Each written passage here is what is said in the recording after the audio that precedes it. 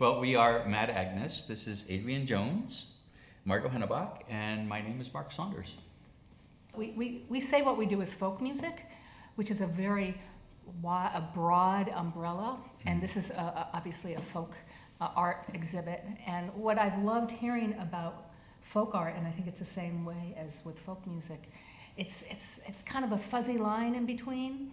Mark and I are conservatory trained, me in piano, Mark with guitar. Adrian's more self-taught, but amazingly talented. And there's like a freshness in seeing things new and not being too strict about things being a certain genre in what we do also. And it gives us our music, I think, a very playful kind of aspect, and it means that we can keep pushing the boundaries of what we do. And certainly writing this song was pushing a boundary for us. Yeah, so we really are grateful for the opportunity.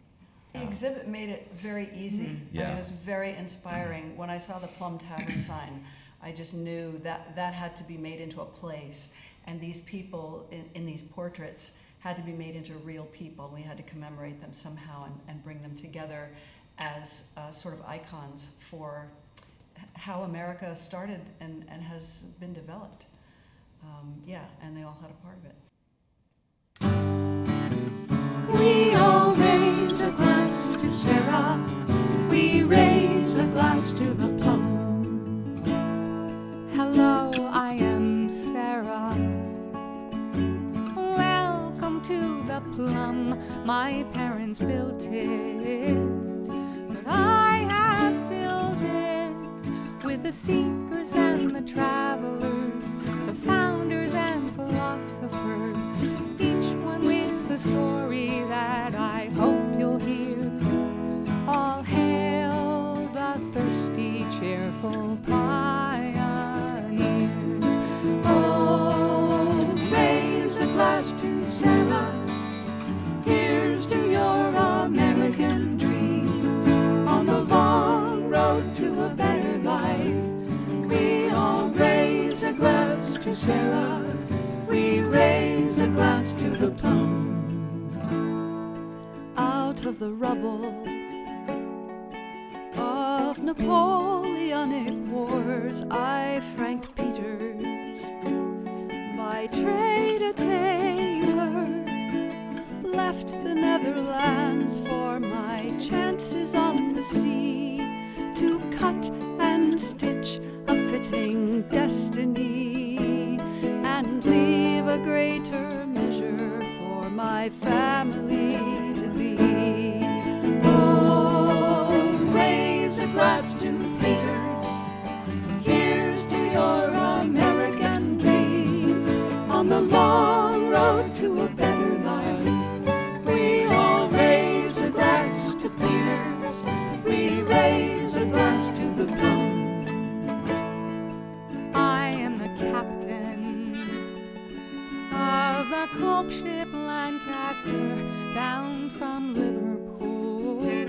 How the waves fly past her, 6 weeks on the swell, if the weather treats them well.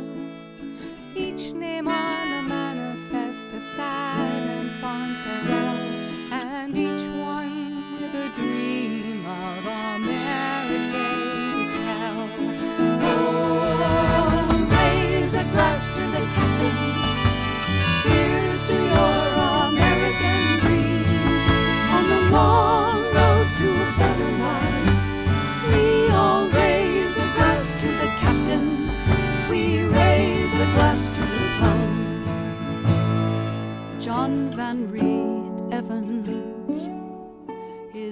pleased to sing a song of my family and farm in Pennsylvania. My home's in Cumru Township, and to Hartford I am bound to seek an iron plow and put my money down. But first, a glass of ale here in Meriden town.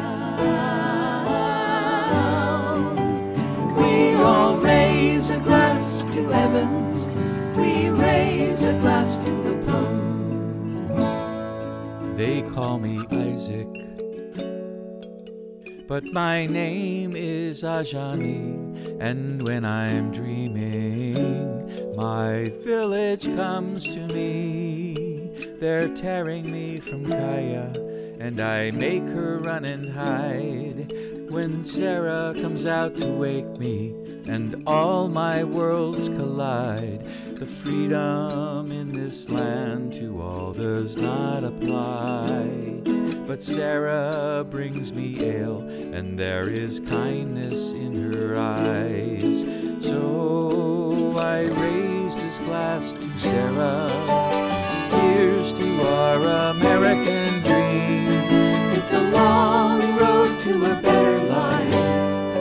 May it all lead to a better life.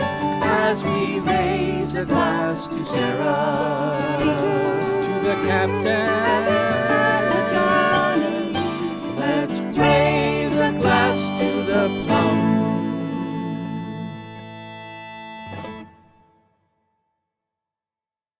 We are so thrilled to be a part of this this project, and to have the privilege of writing a song for it was a great experience for all of us. I feel like it connected me to all of our history. I mean, my ancestors were Welsh and English and Irish, and my great-grandparents were part of the Oklahoma land rush of 1889, and they went out in a covered wagon and, you know, claimed some land for their ranch, and all of that was brought home to me looking at these amazing paintings and sculptures. And being here is even more amazing because it's like meeting celebrities that you've only seen pictures of. Yeah. And seeing them in person is just stunning. I had the overarching idea. Margot came up with the first verse and the sort of timing, the irregular meter of it. The sign actually has S Plum, and so she picked Sarah. Yeah. And then I went into my little research cave and started looking up some of these people in the portraits to see what I could find as far as their history, or even just like with Peter's. There's nothing about him, but I looked at the name and I learned that it was a Dutch name. So I thought, okay, he's from the Netherlands. And We get these text messages like at 1 a.m. Yeah. Did you I know got that? an idea. Did you know it took at least 6 weeks to come over here on a Yeah. boat? And so I roughed out some verses, and the chorus went back and forth a few times. I think we were kind of working on that a lot. And then Mark had the ultimate verse, and then from then it was just cleaning it up, you know, making it fit together as a piece. The actual studio recording went through a lot of different iterations as well, and where certain things were in and recorded but then taken out because again, we were looking to make each verse have a particular character. My little verse at the end, which came out of, I woke up at 3 o'clock in the morning with this inspiration to speak about someone that didn't have an exhibit, didn't have a piece of art to share because of being an African American or just a slave at the time was my imagination. So a lot of this is imagination and story, and of course, story is a big part of everything that we see here. Yeah. The stories that are real and what is real, it's the story that you hear. Yeah. I feel like, the artwork and also the music too, it's just about survivors. These were survivors, both the artists, whose now we can see their work for many hundreds of years later, and obviously the people they were painting about. And that's why I loved your verse so much. Mm. The first line of his verse is, "My name is They call me Isaac, but my name is Ajani." This, and every other verse we proclaim with What so their much, name is. right, so Yeah. proudly. And here, this person, like their name was kind of a secret. Yeah. And I don't know, it was really nice when you got that idea. I think it really pulled something together, so we weren't just talking about, the people who made a place for themselves. They had to, Yeah. and even Sarah, Yeah. she's a woman, so she had to kind of push her way in. So all these people have grit. They all are survivors. Yeah. Mhm. Yeah. And none of them ever lost hope. Yep. So one of the other things that we've enjoyed about even working on just this particular song commissioned for this exhibit is that other songs, as we looked at other pieces of art, other songs that we've already written were definitely captured in that picture. You may find as you walk through any museum now and you look at a piece of art, there might be a song that comes to you as a result of it. So it's I'm it's looking a at fun art little, very differently now. Yeah. Than than I was a few months ago, because there are stories upon stories behind all these things, and the amount of work and time that went into all of them, and those people are connected to the other people around them, and it just gives me this wonderful sense of I don't know, unity. Like it's more than a painting on a wall. It's an entire world.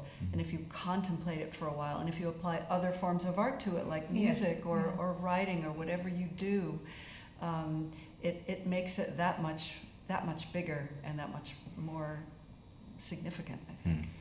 Mad Agnes actually started in 2001. We went for about 10 years. We took 8 or 9 years off, and so this is a version of Mad Agnes. So we're really looking forward to the next album that we're working on. In fact, we don't even know whether it should be an album. Who buys CDs anymore? What does it look like? What is the landscape like? We just really don't know. Oh, we know. It'll be a CD. Oh, okay. People will. I think people know more than I do here, I guess.